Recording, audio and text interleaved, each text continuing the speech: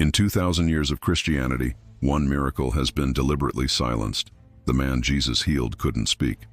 But when he regained his voice, he said something so disturbing that the scribes trembled in fear. And you've never heard the full story. In the next few minutes, you'll discover the secret the church has hidden for millennia. A secret that changes everything you thought you knew about possession, deliverance, and the true power behind words. Because once you know the truth about what that man really said, your faith will never be the same. Get ready. Jerusalem, 30 AD. A man walks the streets, but his words are stuck in his throat by a force the ancients called legion. But here's what they never told you. When Jesus freed that man, when his voice returned, he didn't shout hallelujah. He didn't burst into tears of gratitude. No. He whispered something that made the Pharisees recoil in pure terror. What happens when a demon is forced to leave? But before he does, he reveals secrets about the future of humanity. And why did the church decide to erase this revelation from official history? You're about to find out. Qumran caves. Among the famous Dead Sea Scrolls, archaeologists have found something the Vatican secretly tried to buy for $50 million, a fragment containing the full account of what the possessed mute man actually said. Why did a man who could not speak become the greatest secret of the Gospels? The answer lies in the words he spoke, words that foretold not only the crucifixion, but something much more sinister about the last days. The manuscript, written in ancient Aramaic, was in near-perfect condition when it was discovered by French archaeologist Roland Devaux. But here's the disturbing thing. While other manuscripts were openly studied, this particular one was immediately classified and sealed in private Vatican archives. Why? Because its contents not only confirmed the authenticity of the miracle, but revealed details that contradicted the official narrative the Church had constructed for nearly 2,000 years. The fragment contained not only the exact words the man spoke after his liberation, but also revealed his true identity, something the canonical Gospels deliberately omitted. And when you discover who he really was, you'll understand why his possession was no random event, but part of a much larger plan that extends to our present day. Carbon-14 tests confirmed that the parchment dated precisely to the 1st century, contemporary with the events described. But there was something more intriguing. The ink used contained components found only in a specific region of Jerusalem, precisely in the temple area where the most important scribes worked. This was no coincidence. But before we reveal these prophetic words, you need to understand who this man was and why his possession was not like the others. His name was Eleazar ben Abiathar, no ordinary beggar, but a temple scribe, a man who had access to the deepest secrets of the law until the day his own curiosity condemned him to silence. Eleazar was no ordinary scribe. He belonged to the priestly line of Abiathar, one of the most influential and respected families in the Temple of Jerusalem. His position gave him unrestricted access to the most sacred and secret scrolls, including texts never before made available to the general public. For years, Eleazar had devoted himself not only to the study of conventional Torah, but also to texts considered apocryphal and dangerous by religious leaders. He had access to the writings of Enoch, the books of the Watchers, the secrets of the fall of the angels, and the knowledge they imparted to humanity before the Great Flood. And it was precisely this search for forbidden knowledge that sealed his fate.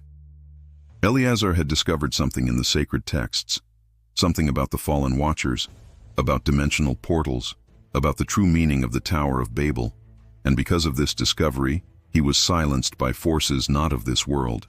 The manuscripts reveal that Eleazar discovered hidden prophetic patterns in biblical numerology, codes that revealed not only past events, but also humanity's future with frightening precision. In the months leading up to his possession, fellow scribes reported that Eleazar had become obsessed with certain passages in the book of Daniel and the visions of Ezekiel. He had begun to make connections between different texts, creating a prophetic map stretching from creation to the last days. And when he finally understood what he had discovered, when he saw the full picture of human history unfolding before his eyes, something terrible happened. One night, while studying alone in the temple's underground archives, Eleazar made a discovery that would change his life forever. In a particularly ancient scroll, he found references to an event that would occur in his own generation. an event involving a man from Nazareth who would be both rejected and glorified. But that wasn't all. The text described in specific detail how this event would trigger a chain of other events that would span millennia. Eleazar realized he wasn't just reading about the future, he was seeing it. The words on the scroll seemed alive, pulsating, as if someone or something were whispering directly into his mind. And it was at that moment that he understood a terrifying truth. He had been chosen to carry this knowledge, to be a vessel of revelations that transcended time and space. But Jesus wasn't just a healer. He knew exactly who Eleazar was and why he had been possessed. And when he commanded the demons to leave, something extraordinary happened. The unclean spirit didn't just leave, he confessed. And that confession revealed secrets that would change the course of humanity forever. The encounter between Jesus and Eleazar was no coincidence. The fragments reveal that Jesus had specifically sought him out, knowing the importance of the knowledge Eleazar carried and the message that needed to be conveyed through him. When Jesus approached the possessed man that day in Jerusalem, he was not simply performing another miracle of deliverance. He was orchestrating a prophetic moment that would echo through the centuries. The scribes and Pharisees who witnessed the event reported that there was something different in the atmosphere as Jesus approached Eleazar. The air was charged with a supernatural energy, and some swore they saw a strange light emanating from the possessed man's body. But most disturbing was what happened at the exact moment Jesus commanded the spirits to leave. When Eleazar found his voice, his first words were not of gratitude. They were a prophecy. He looked directly at the Pharisees and said, "You will crucify this man. But his death will not be the end. It will be the beginning. For in the year you call 2024, 7 seals will be opened, and those who have silenced the truth will be the first to fall." But Eleazar didn't stop there. In a voice that didn't quite sound like his own, he continued, "I saw nations rise and fall like waves in the sea. I saw empires spanning entire continents crumble in a single day. I saw a plague that would cover the whole earth, causing people to hide in their homes like frightened rats. I saw artificial voices that would speak like prophets, deceiving even the elect." The Pharisees were not only horrified by the prediction of the crucifixion, they were terrified by the prophetic accuracy of the future.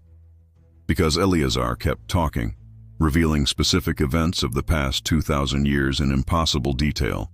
He spoke of a city called Rome that would rule the world for 1,000 years, then fall when barbarians came from the north. He described with eerie precision the 2 great wars that would devastate the world in the 20th century, even mentioning fire-breathing metal birds and death mushrooms that would wipe out entire cities. He predicted the fall of Jerusalem in 70 AD, describing how the temple would be destroyed stone by stone, exactly as Jesus had prophesied. He spoke of a religion that would rise from the desert and conquer lands from Spain to India, clearly referring to Islam centuries before its emergence. He mentioned a black disease that would kill 1/3 of Europe, the Black Death, which would devastate the continent in the 14th century. But what really made the religious leaders present pale with horror were the specific predictions about our time. Eleazar spoke of a generation that would live at the end of time, a generation that would be the last to have the opportunity to choose before all the seals were broken, and he was very specific about when this would happen. "In the year you will count as 2020, Eleazar said in a voice that echoed strangely, "a sickness will cover the whole land. Men will wear cloths over their faces and separate from one another in fear. Rulers will close temples and synagogues, something that not even the worst tyrants dared to do. And in that time, humanity will be prepared to accept controls that it once rejected." But why were these prophecies so dangerous?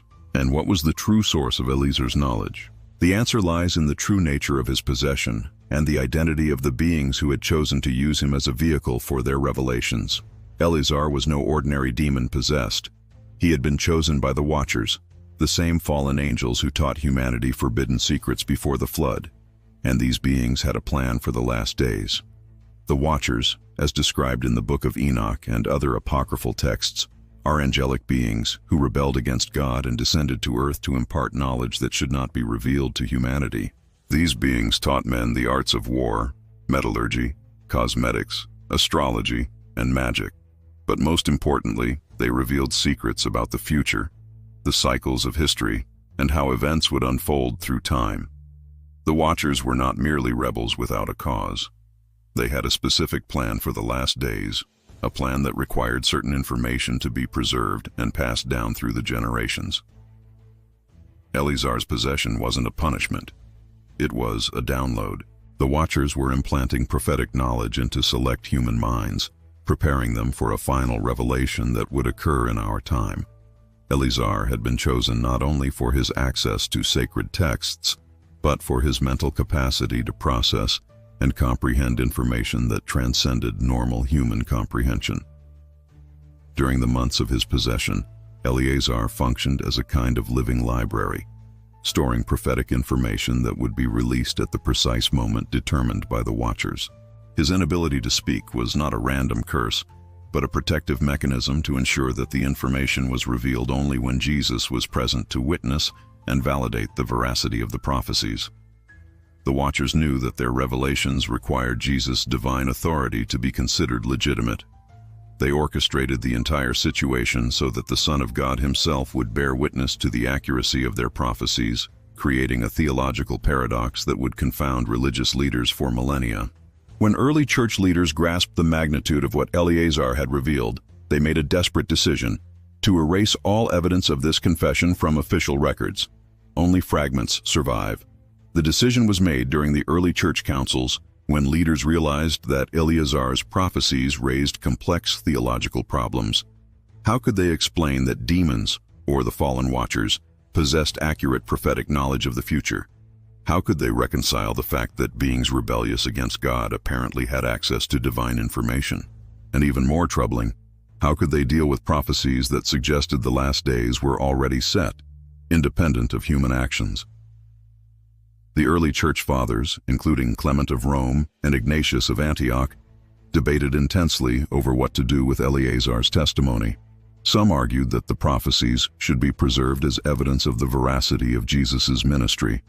Others maintained that revealing this information could cause unnecessary panic and even lead people to question free will and God's sovereignty. The final decision was influenced by a practical consideration. Eleazar's prophecies were too specific.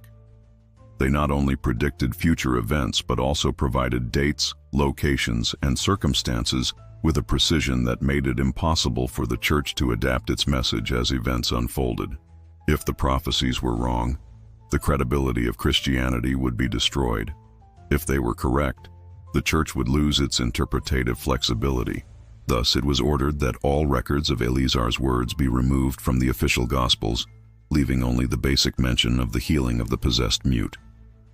The fragments that survived did so only because some scribes, recognizing the historical significance of the event, secretly preserved copies in remote locations.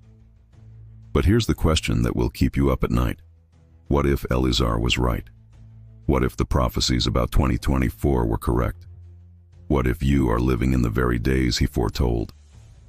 According to the recovered fragments, Eleazar made specific predictions about our generation. He spoke of a global plague that would change human behavior, of artificial voices that would speak as prophets, of the exact moment when humanity would be forced to choose between two realities. And here's what will chill you to the core. Everything he predicted for our time is happening, exactly as he said, on the dates he specified, with the precision that only a supernatural source could provide. After the great sickness, Eleazar prophesied, voices will arise that belong to no man, but will speak as if they were the wisest prophets. These voices will answer any question, solve any problem, and many will say they are gods. But those who have discernment will realize that these voices are the last deceptions before the final revelation. Eleazar was clearly referring to artificial intelligence, a technology that would only become reality nearly 2,000 years after his prophecy.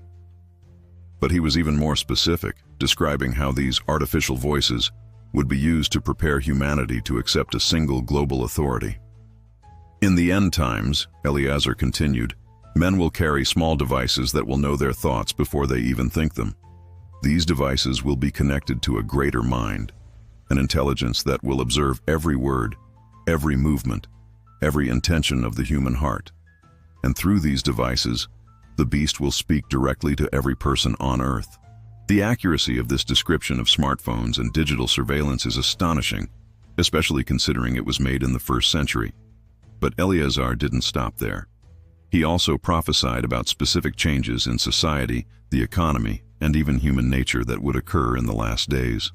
Men will become like their devices, he said, cold, calculating, incapable of true love. Families will be torn apart, not by hatred, but by indifference. Children will honor machines more than their parents, and when the last generation is born, it will have no memory of what it means to be truly human.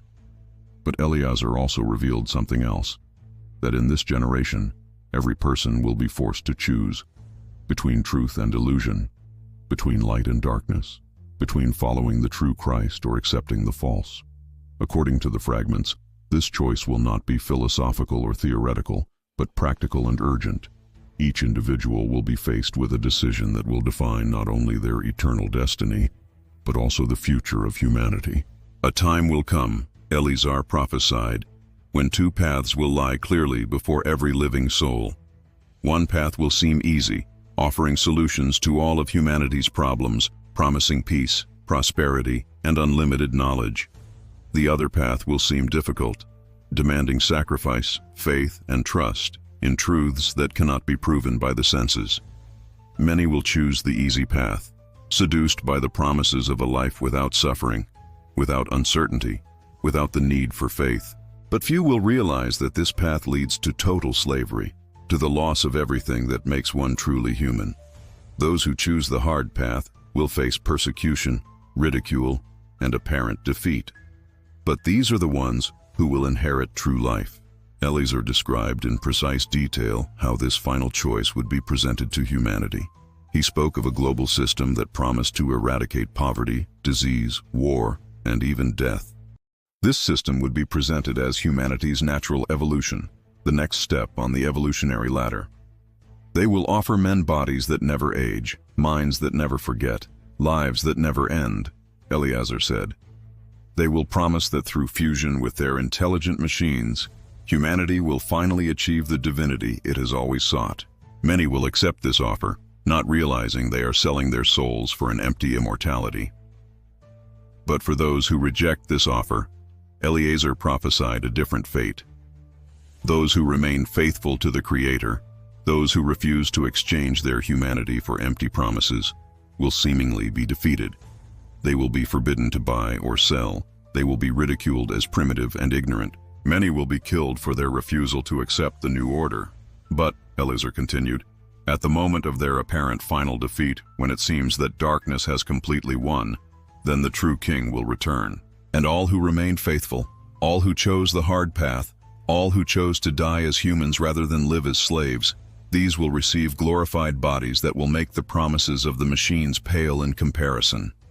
The man Jesus freed from silence had his voice restored for a reason, so that 2,000 years later, you could hear this exact message at the exact moment in history. You didn't arrive here by chance. This revelation has reached you because you are part of the generation Eleazar saw in his visions, the generation that will witness the final fulfillment of all that was prophesied. Think about this for a moment.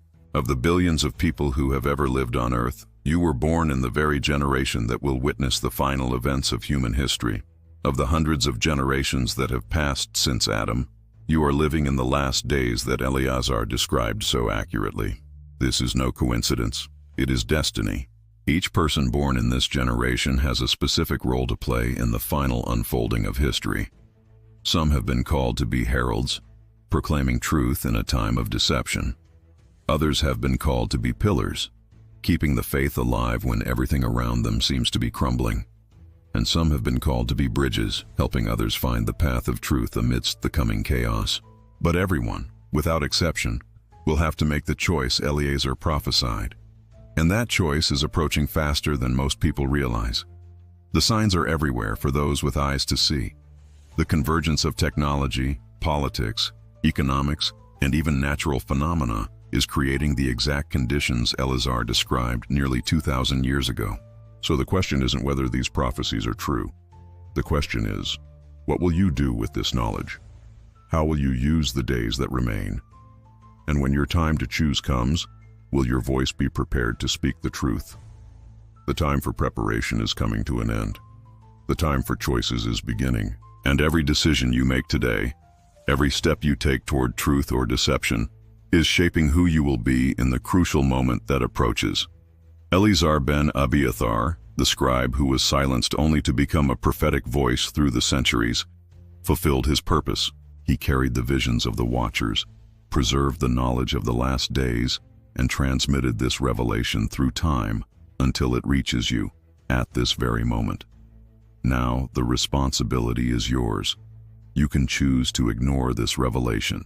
You can dismiss these prophecies as coincidence or fantasy, or you can recognize that you are living in the most extraordinary days in human history, days that require courage, discernment, and unshakable faith in truth.